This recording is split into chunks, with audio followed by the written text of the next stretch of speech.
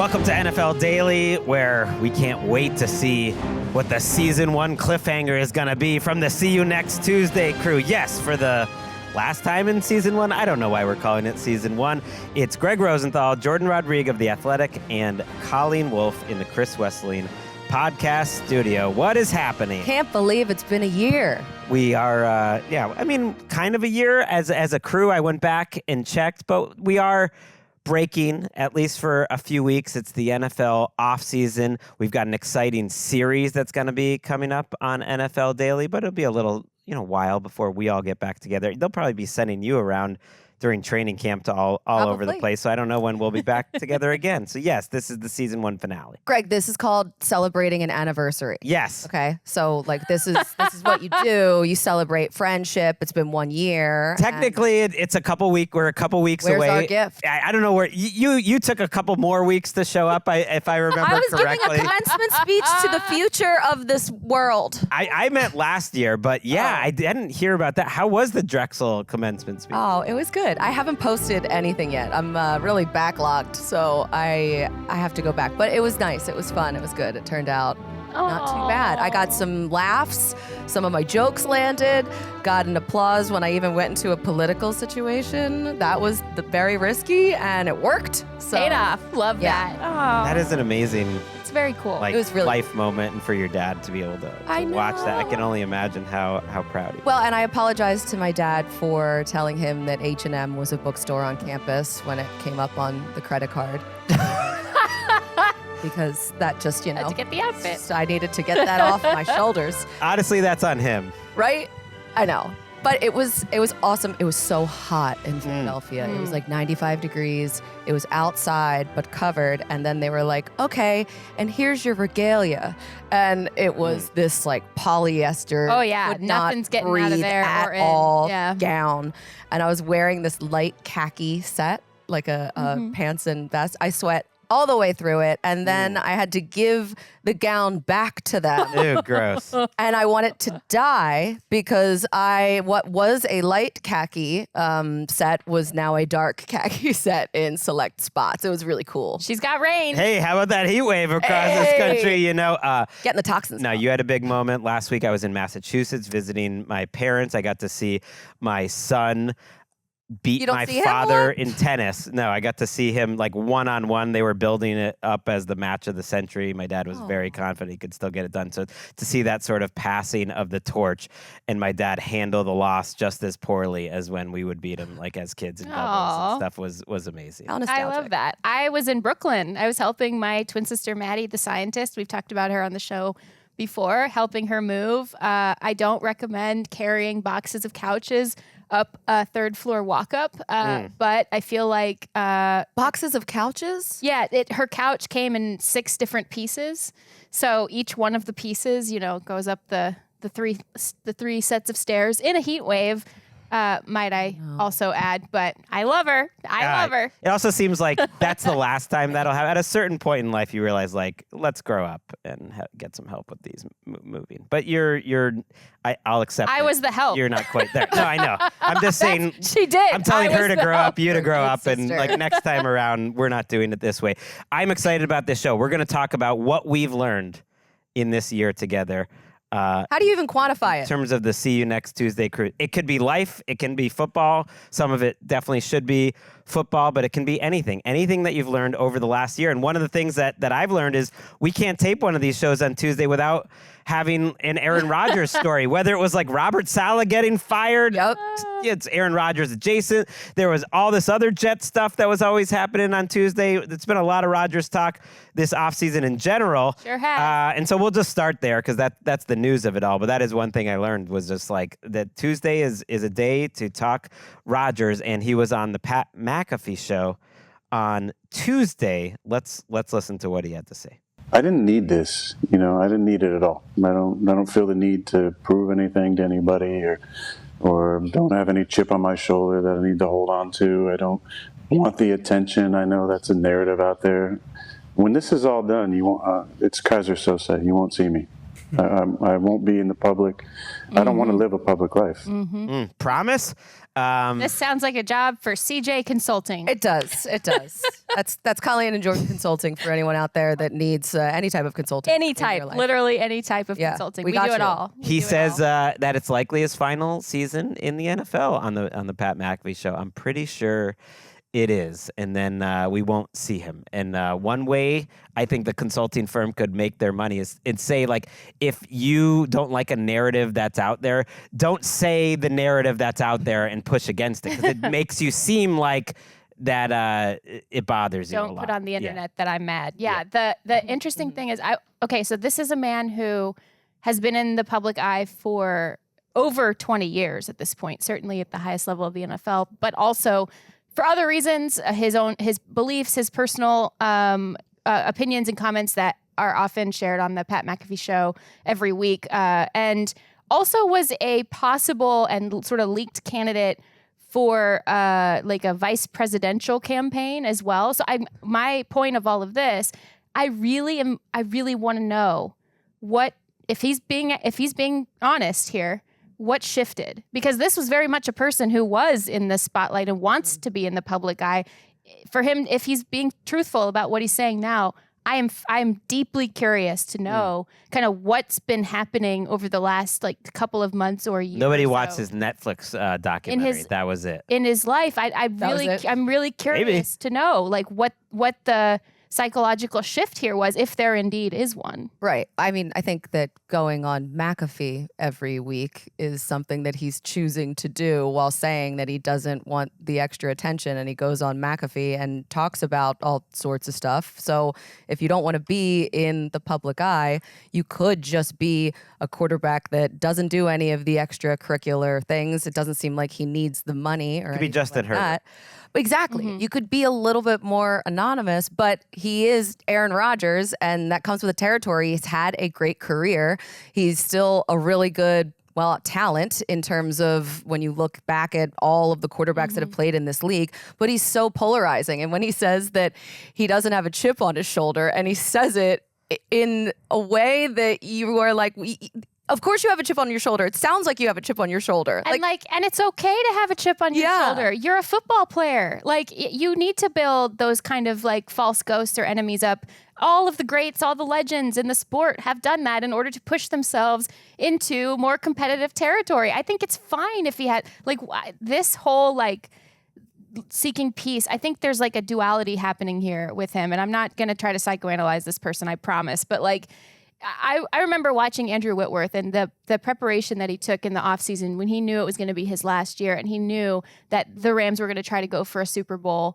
And he was 40 years old, and he's going to be the oldest left tackle playing in history. And like he put his body and his mind through absolute just the most exaggerated regimen and training, and like made it very clear that he's going all out. This is not a seeking of peace, of joy, of happiness, kind of the things that Aaron Rodgers is talking about he wants. And it's okay to want those things, but if you're trying to go out without the bad taste in your mouth, the rare thing that nobody in football, almost nobody gets to do, that very small outliers such as Andrew Whitworth got to do, win a Super Bowl and then say he's retiring, like you have to let the demon out a little bit. I think it's okay. I think he's just lowering expectations. It's to himself too. I think the main reason he's coming back seems to be he wants to go out on a better note. Yeah, on a better note.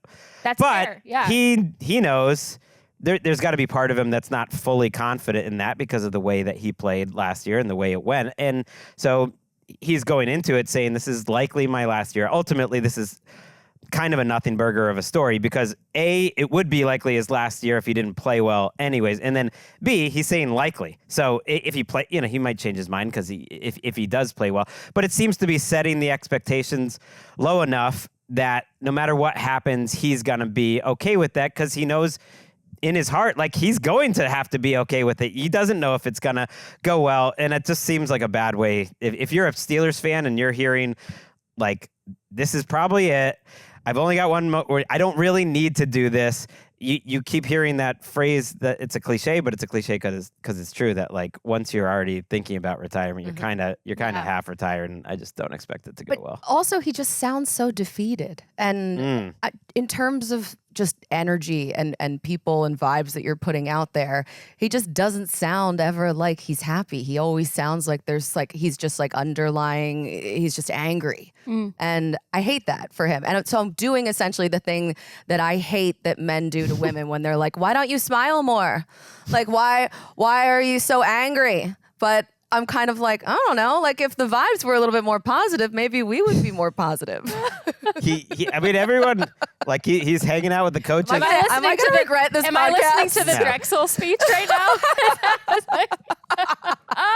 All right, that's enough time on Aaron Rodgers. Right. We did it.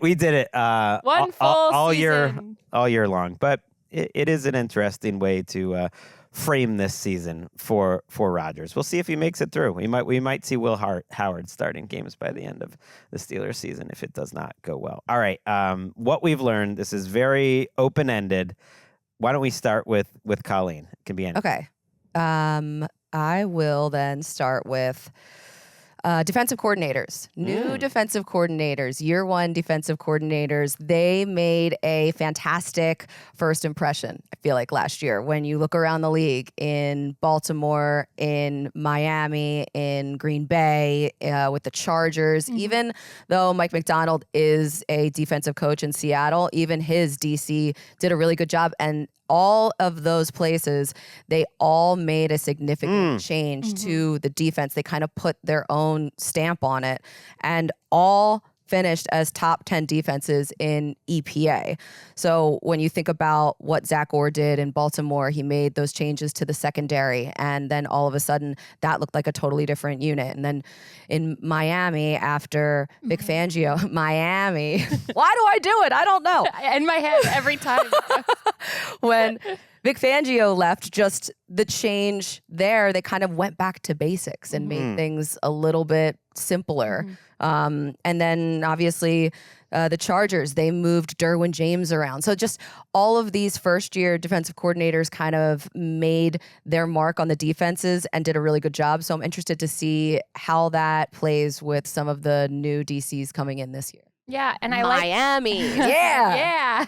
I liked this point too, because you noted the adjustments that several of these coordinators had to make midway through the year. Zach Orr was just getting piled on locally for the way that and nationally even too, with the way that, so he had to come in and lost almost all of the relevant assistant coaches on that staff because they all got hired out at the same time Mike Macdonald got hired out. He has to come in and not only coach up and prepare and like onboard new assistants to him, but also learn this job for the first time. A very young, still in his 30s, defensive coordinator, former player, and then goes and makes these adjustments. And there was like some chatter externally about like Dean Pease and his involvement. And what I know to be true, based on asking some questions into that situation, is no, Zach Orr took a very egoless and technical approach to like, hey, this isn't working, so we have to change this. And Zach Orr led the way on those things and kept the team together and kept the defense together. And I think him and Jesse Minter and Chris Shula in Los Angeles, those three, even though statistically the Rams still finished on shaky ground in terms of especially their run defense, one of the worst in the league, but you could see all of these young new defensive coordinators and Mike Macdonald's unit in Seattle develop over time and get better and better and start to build that momentum forward. And they hope clearly to carry that through into 2025 as well. Yeah, like, or kind of followed the same path as Mike Macdonald there in Baltimore, who struggled early and then succeeded late. And so I was thinking, okay, this trend, spinning it forward a little bit, thinking about the new DCs this year. Cincinnati. A lot of them, Al Golden is a good pick to potentially turn things around, and a guy who hasn't been in the NFL, as a coordinator. He's coming from Notre Dame most recently. But a lot of the names who are being asked to turn things around are guys who have done it before. Steve Wilkes is the Jets defensive coordinator. I feel like he hasn't gotten any pop, but has a lot of good players to work with. Matt Eberflus is now the Cowboys defensive coordinator. I've talked about Dennis Allen on this show a little bit. You've got the Mike Vrabel / Terrell Williams combo with the Patriots. So we'll see, like, out of that group, which new defensive coordinator. Brandon Staley's back in our lives. It's a lot of guys It's who going are to be interesting. Last year was second like time around. the year of the new. This year will be the year of the retread, but in a positive way, I think, because I think all of Salah's another one. Yeah. Yeah, and I think yeah. all those people you named, I think they were really good defensive coordinators when they were defensive coordinators specifically. So I think this is going to be exciting, and the league needs it. You know, the league is seeing this defensive renaissance where defenses are right on pace with what offenses are trying to do. It's not this ripple effect of it takes you a couple of years to now adjust to the schematic shifts in the league. Right now, they're neck and neck right now. And I just think it's interesting because offensive coaches will then have to find another edge. I am going to go with something I learned for our season finale, and that's that Sam Darnold has main character energy. And I just didn't expect it.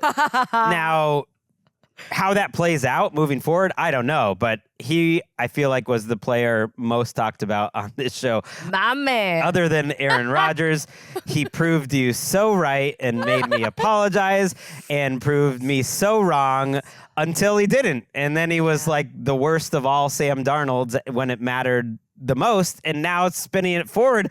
Like, you couldn't write it up any better that he's literally displacing my guy Geno Smith in sort of this one-on-one battle of like, all right, who's really going to be better here? Obviously, it's like a different situation now. But I like this Seattle competition in a different that you've made system. up. But it's much in my head, and it is a big change for a guy who, yes, he was talked about a lot for his standing in the NFL, but statistically, you know, over the first 6 years of his career, he either wasn't playing or was one of the worst players at his position in the league. And I just did not necessarily expect that he would have a part of his career where he truly was one of the main characters of the NFL last season, and I think is going to be this season, and certainly was in the offseason. So, like, if nothing else, he's conquered. See you next Tuesday. Oh, just so many surprises await us happening in the future and next season. No, I mean, no one expected that to happen. I love it. No, Almost no one. no press is bad You press. expected it. Right. I mean, but I did. Colleen predicted it. I mean, can you really? I have the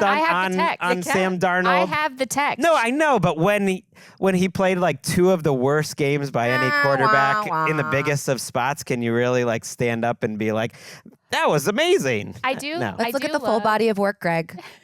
He actually, he copped to it. Mike Silver wrote a good piece on The Athletic where he talked about like, hey, look, I know what the defenses did to me the last couple of weeks were problematic, and I am going to try to fix them.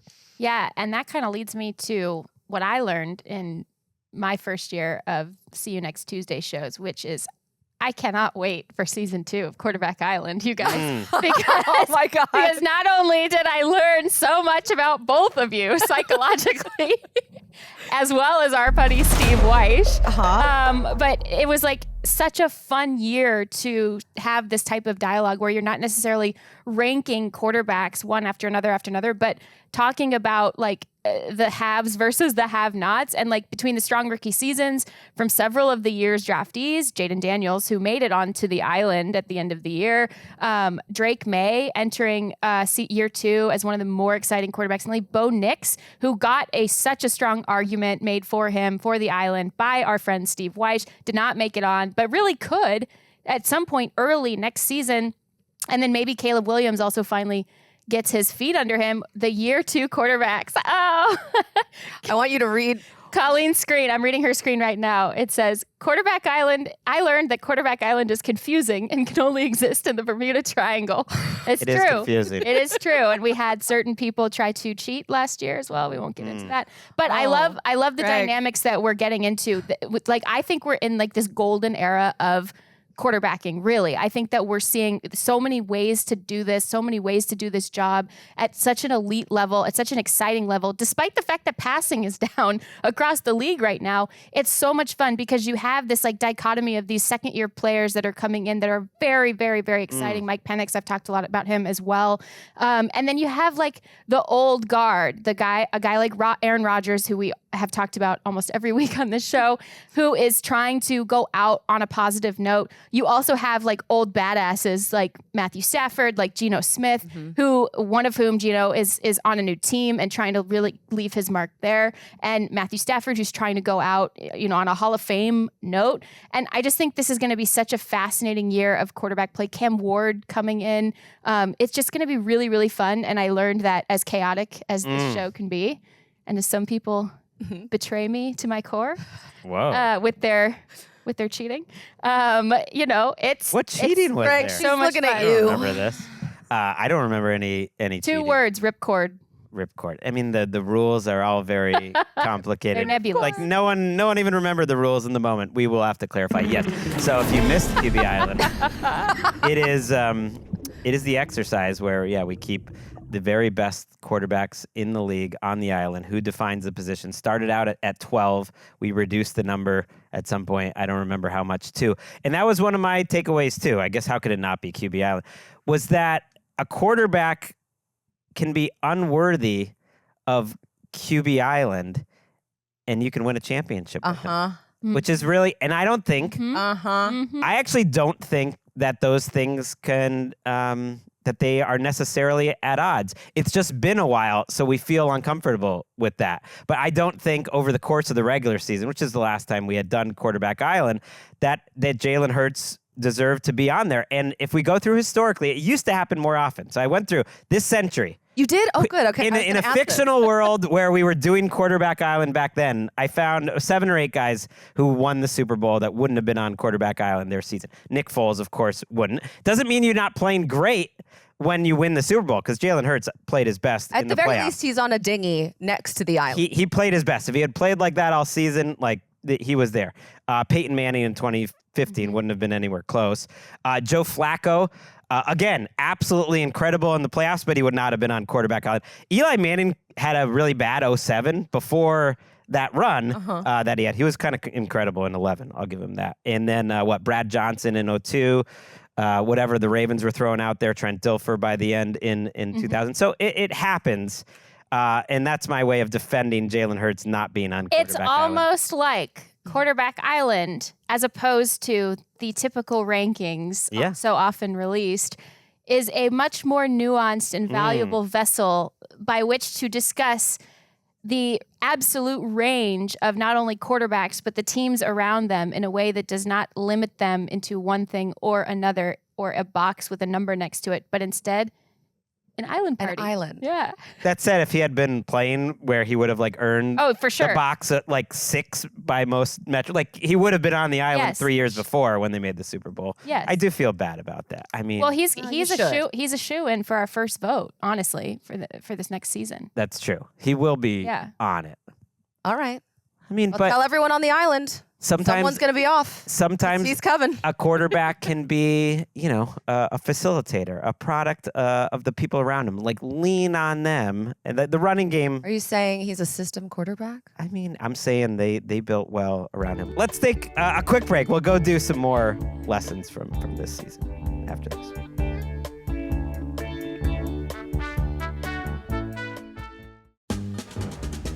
Back on NFL Daily. It's clear nobody knows the rules to Quarterback Island. No. I was told it's not the rip cord, it's the rip tide. Yes, but you called it the ripcord when you pulled the most diabolical of all moves to get Geno on the island. We'll get everyone on the same page for season 2. I think a what we're little gonna bit of do with Love mystery is good. A little bit of misunderstanding. Yeah? It's good podcast. That seems like chaos a bit. I love chaos. Let's talk what else we learned. Okay. I learned that I was wrong about the Colts again. I'll just throw out a couple quick ones. That Liam Cohen can sing. We like that. That there's no tapping out in football. Anthony Richardson can't do that. That the Eagles don't have a passing game problem. That was solved.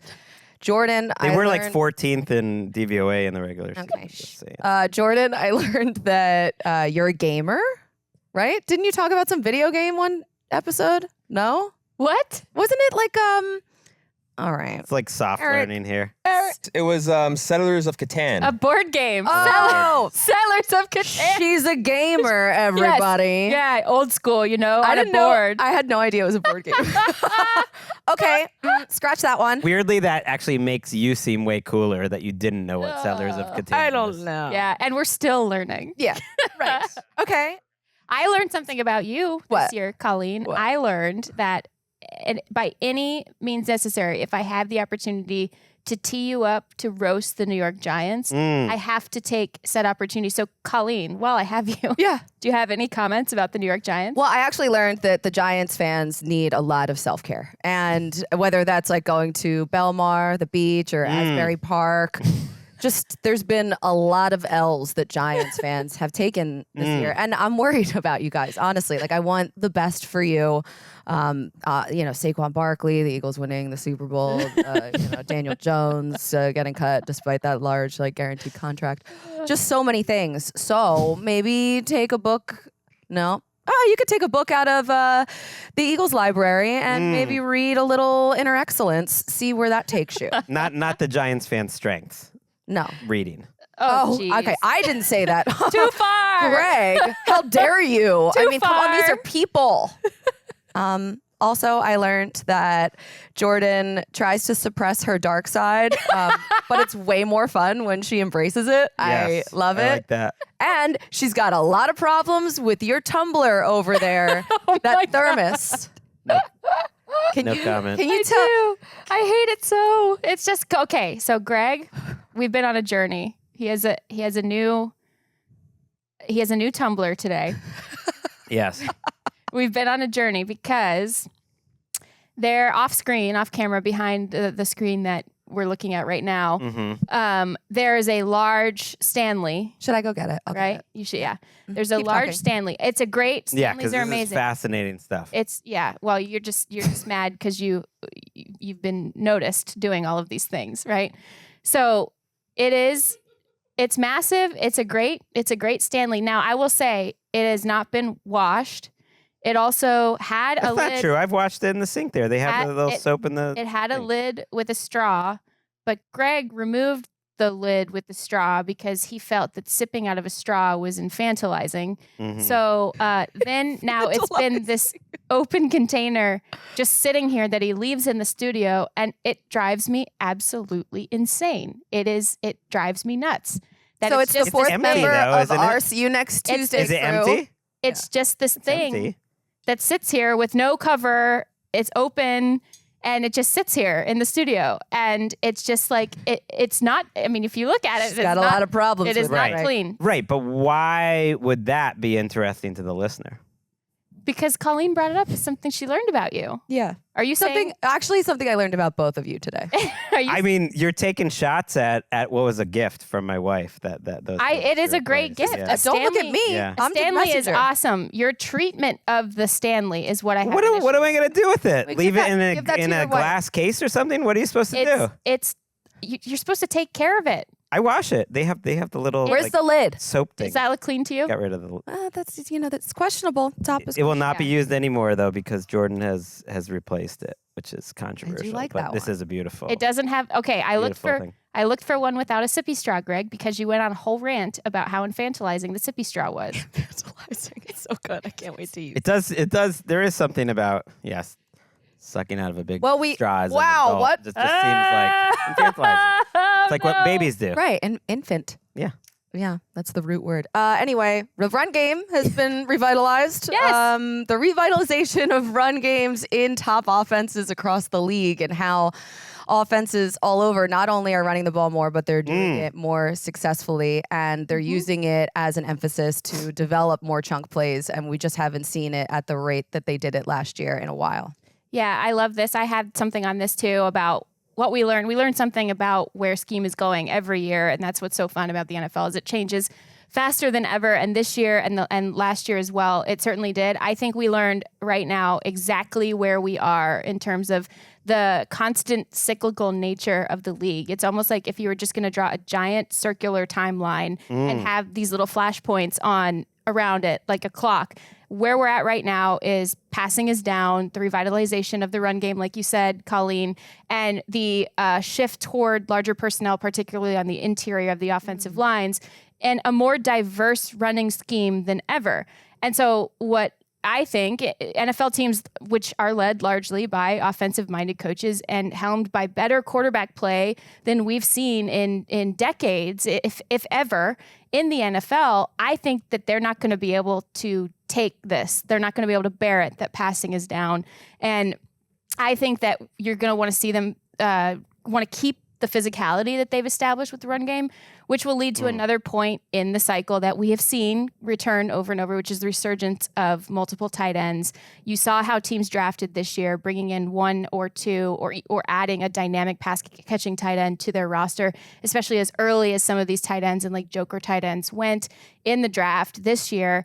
I think you're going to start to see that so you can keep the physicality of the run game, heavier personnel sets. Again, this all has happened before, but we're at this point now where you're going to see more tight ends, more tight end usage, more 12 personnel, but hybrid, like 11 and a half, where you could see one of those players be a receiver, a power slot. I think you're still going to see the power slot.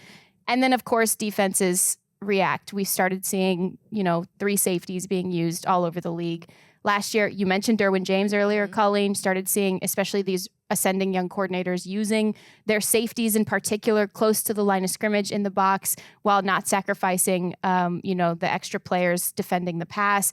It happens every 7 or 8 years or so, but I do think that what is so crystal clear because of the amount of information we have, the amount of film we have access to, and the way that things can move faster than ever, we're able to see like exactly the moment, exactly the flashpoint that we are at in the league right now. Yeah, it's fascinating. That's really well said. And the thing is, like, passing is still extremely efficient compared to almost all historical comparisons. So it's a little overstated because running passing attempts are down. Right, running has made some games in terms of its efficiency, but compared to the history of the league, like, passing is still extremely efficient. It's just like a slower sport, so points are down like a little bit, but we're nowhere near where we were, like, let's say at 2000 or even at like 2008 or it's nothing like that. So I am curious to see if like it does keep cranking up and whether there are like ways for the defenses to stop and whether I think running dominates more. I think that quarterbacks are too good right now to have this not break wide open at some point. Like,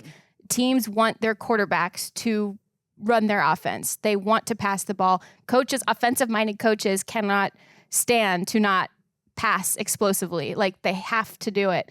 But I do think it's interesting because you're going to see a lot of that. Like, when I say we're going back to like the multiple tight end sets, we certainly can see that trending that way with a lot of these different teams, but I don't think they're going to use, heavy personnel to run the ball or get short yardage gains just, up the middle of the field. I think you're going to see a combination of all of these 11 personnel concepts that have taken the league by storm over the last almost a decade. And you're going to also see them start to be run through these hybrid players. A lot of them will be tight ends or larger receivers. You're seeing all these trends, the way that Vegas drafted, the way that the Bills drafted, the way that Chicago. Yeah, the way that Chicago drafted, the way that the Packers have been playing a little bit, the way that the Rams have been playing. The 49ers were doing this with much heavier personnel years ago. Like, you're going to start to see that. And then, of course, defenses now are trying to stay ahead of that curve and draft these, like, what about fullbacks? big safeties. Fullbacks, they're kind of coming back. Not Are really. they? It's like they kind of always bit. are. Like, They're always, right on they're the always precipice. hanging on by a thread. Patriots got one now, but yeah, there's a couple of them hanging around. I learned that "see you next Tuesday" means something different in Australia. We are aware of Oh my that. God, And what's- England. What? You don't want to know. No? We didn't know that, Guys, and tweet me and tell me what it means. right, we're not gonna just change what we do, but now we're aware, and maybe we will change it in the future. I don't know. It's not up to us. Greg, we're just dumb You're gonna buckle under Americans. pressure. I thought it was just Some the name of our Americans. group chat. Yeah. Because that's what we Because say always when we say, leave "See you this next Tuesday." the studio. What does it See you mean? next- It's with an S. C. Yeah. Colleen, you're Okay. up. I learned that Greg doesn't need to sleep after international trips, which sets a terrible precedent for everyone else at the company. Oh, I forgot about that. Oh my Sleep. God. Who What needs it? What a week that was. Oh my That God. was wild, Greg. That you that sets up something else that I learned too, which is like I can lean on you guys on these shows. So I thank you very much for that. Oh, you're welcome. So because even on a normal Tuesday, it was very much you have the Sunday show, you got the double header. Sometimes I'm doing the Monday Night Football thing with in London, and then another, and then this show is like very fast the next morning. And so I just show up and I just like let you guys carry the way. So you know.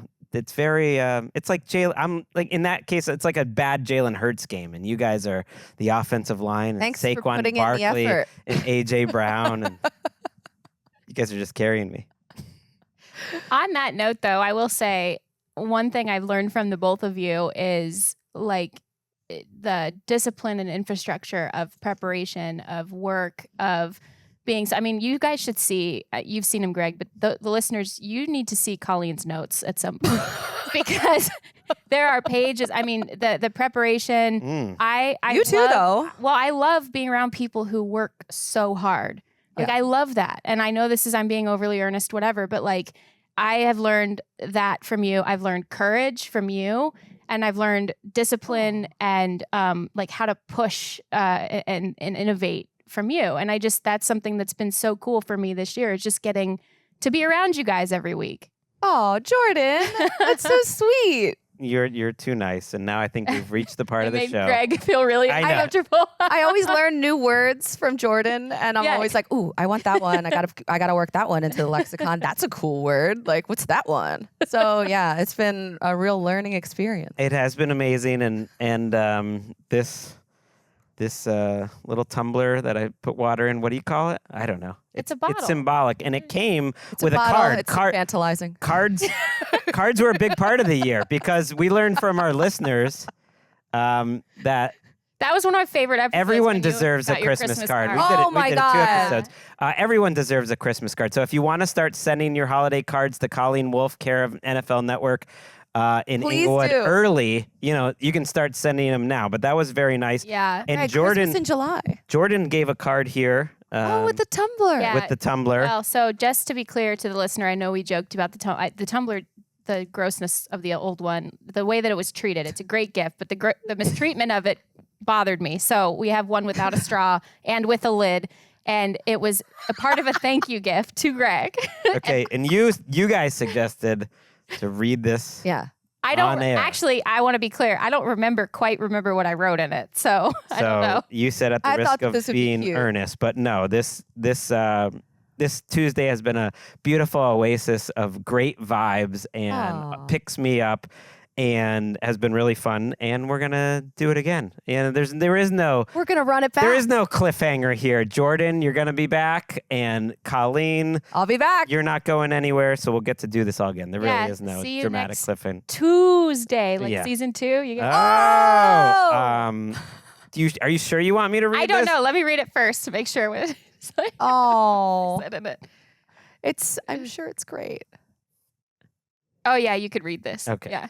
Yeah. Great. Thank you for making me. Oh, it's really more about me. I thought it was going to be about. It's a thank you card. Thank too. you for making me smarter, a harder worker, a better thinker, a person who thinks about a collaborative partnership, a better friend, less fearful, and for changing my life twice this year. Oh, Your only flaws in my mind are your baker disdain and your water bottle situation.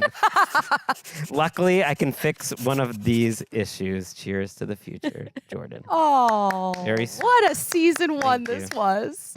Look What? at his eyes. Are you crying, Greg? I'm not crying. He's I'm not thinking- even close to crying. He's thinking about how. He doesn't have a heart. How I'm- he's thinking about how hard I'm gonna come after him on the Baker stuff next year on Quarterback Island. It definitely made me feel a little emotional. You felt something. I feel things all the time. I can't. He's like, what would one do if you were to cry? It's always happening. infantilizing. I just need to be like watching something.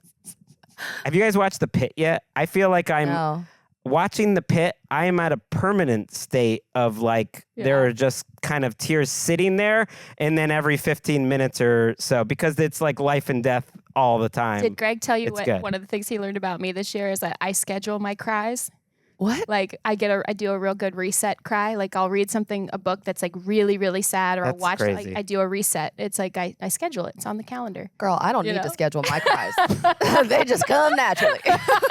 Yet another topic we address at our company, CJ Consulting. Yeah, look forward to season 2. Can't wait. Colleen cries. We're and emotionally stable. and it's not just because of what's going to happen to the Eagles next season. We will be back. This is not our last episode before we go to that series that I'm excited about. By the way, we have some exciting guests for the series. Mm-hmm. Kevin Harlan's going to be on. Ooh. Mina Kimes is going to be on. Brian Baldinger. So that's going to be running starting next week. But we do have one more show to go this week. But this will be the last one. Okay. Thanks, guys. I don't know when we'll be back together. We're back will be a daily Tuesday. July 21st. But Okay. the three of us, when will we be back together? Who knows? Maybe before Tuesday. I hope Maybe so. we'll pull a fast one on everyone. We could do it somewhere else. Or we Thank just you, hang Jourdan, out. for the card, for the bottle. Football's not back.